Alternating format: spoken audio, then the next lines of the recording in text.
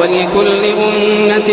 جعلنا منسكا ليذكروا اسم الله على ما رزقهم من بهيمة الأنعام فإلهكم إله واحد فله أسلموا وبشر المخبتين الذين إذا ذكر الله وجلت قلوبهم والصابرين على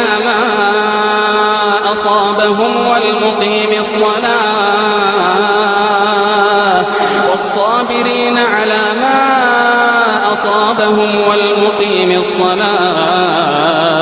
ومما رزقناهم ينفقون والبدن جعلناها لكم من